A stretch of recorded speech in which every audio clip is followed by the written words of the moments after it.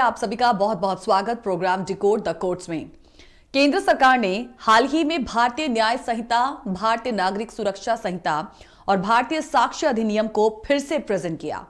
यहां आपको यह बताना चाहेंगे कि ये जो विधेयक हैं वो भारत में मौजूद आईपीसी, इंडियन पिनल कोड, भारतीय दंड संहिता, दंड प्रक्रिया संहिता यानी कि सीआरपीसी और भारतीय साक्ष्य अधिनियम यानी कि एविडेंस एक्ट की जगह लेंगे। तो आपको बता दें कि ये जो बिल हैं वो अगस्त में पेश किए गए, जिसके बाद इन्हें संसद की स्थायी समिति को भेज दिया गया था। फिर क्या हुआ था कि स्थायी समिति द्वारा संदर्भित परिवर्तनों को शामिल करने के लिए, मतलब जो अमेंडमेंट्स के लिए सुझाव भी आए थे, तो इन विधेयकों को वापस ले लिया गया। फिर अब जब विंटर सेशन चल रहा है तो इन विधेयकों पर बहस हुई और इन पर अब जल्द ही मतदान भी होगा। तो विधेयक में जो 6 बदलाव किए गए हैं, हम आपको उन्हीं के बारे में जानकारी देंगे। क्रिमिनल जो कहे लॉज हैं उन पर किस तरीके के बदलाव क्या है, साथ ही साथ आपको यह भी बताएंगे कि पहले क्या था और अब किस तरीके का बदलाव होने वाला है। तो आइए ग्राफिक्स टेक्स्ट के माध्यम से फटाफट से एक नजर उन पर दौड़ाते हैं। सबसे पहला है इसमें मॉब लिंचिंग और नफरती अपराधों के लिए सजा बढ़ चुकी है। कितनी बड़ी है इसके बारे में बताते हैं कि बिल के पुराने संस्करण में मॉब लिंचिंग और नफरती अपराध के लिए न्यूनतम 7 साल की सजा का प्रावधान था और इसमें कहा गया है कि जब 5 या अधिक लोगों के एक समूह द्वारा सामूहिक रूप से जाति या समुदाय आदि के आधार पर हत्या करने के मामले में हमलावर समूह के हर सदस्य को कम से कम 7 साल की कैद की सजा दी जाएगी। और अब क्या हुआ है कि इस अवधि को बढ़ा दिया गया है, यानी कि 7 साल से बढ़ाकर आजीवन कारावास कर दिया गया है। तो ये तो बात थी मॉब लिंचिंग और नफरती अपराधों के लिए सजा कितनी बड़ी है। दूसरा पॉइंट है आतंकवादी गतिविधि की परिभाषा क्या। आतंकवादी गतिविधियों को पहली बार भारतीय न्याय संहिता के तहत पेश किया गया था। पहले इनके लिए विशिष्ट कानून थे, कुछ स्पेशल कानून थे, और इसमें एक बड़ा बदलाव यह है कि आर्थिक सुरक्षा को खतरा भी आतंकवादी गतिविधि के अंतर्गत आएगा। यानी कि तस्करी हो या नकली नोटों का प्रोडक्शन, वित्तीय स्थिरता को नुकसान पहुंचाना भी आतंकवादी अधिनियम के अंडर आएगा।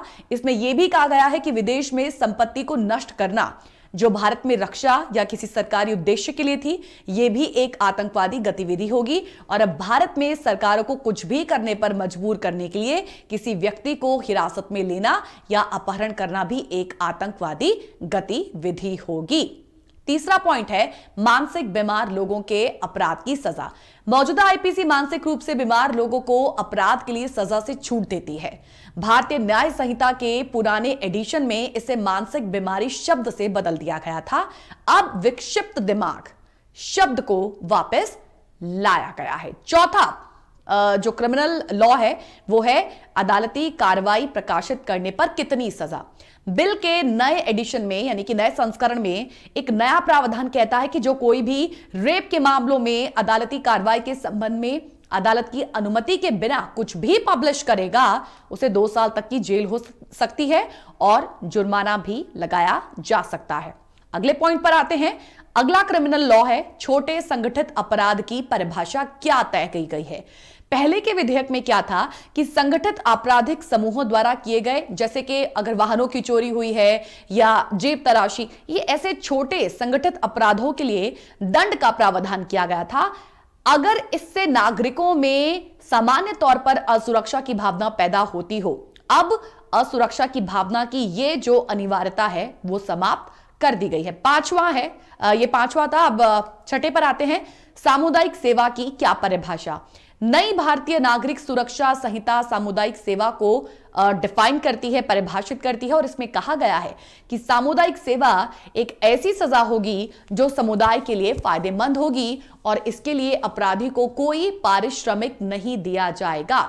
तो इन विधेयकों में छोटी मोटी चोरी, नशे में धुत होकर परेशान करना और कई अन्य अपराधों के लिए सजा के रूप में सामुदायिक सेवा की शुरुआत की गई थी। हालांकि पहले के संस्करणों में यह अपरिभाषित था, लेकिन अब इसे पूरी तरीके से पूर्णतः परिभाषित यानी कि इसे डिफाइन कर दिया गया है।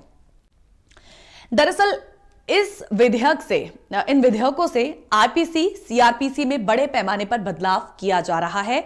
भारतीय दंड संहिता की धाराएं गंभीर अपराधों के मामले में लगाई जाती हैं, ये जग जाहिर है। और ये अपराधों की परिभाषा के साथ साथ उसके लिए तय सजा को कहीं ना कहीं बताती है। तो सिविल लॉ और क्रिमिनल भी आईपीसी के तहत आते हैं। यहां आपको यह भी अंत में बता दें कि भारतीय दंड संहिता में 23 चैप्टर्स हैं और 511 धाराएं हैं।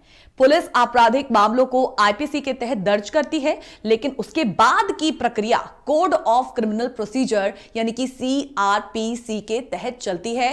ये अंग्रेजी जमाने से चले आ रहे हैं, जिनमें बदलाव कर न्यायिक प्रक्रिया को तेज करने की पहल केंद्र सरकार कर रही है। यहां एक ब्रेक के लिए रुक रहे हैं और ब्रेक की बात करेंगे बात चीन की। चीन कहता है कि लद्दाख हमारा हिस्सा है, भारत का उसे केंद्र शासित प्रदेश बनाना ही गलत है। इस कोर्ट में हम समझेंगे कि कश्मीर पर क्यों छाती पीट रहा है, पहले पाकिस्तान तो अब चीन।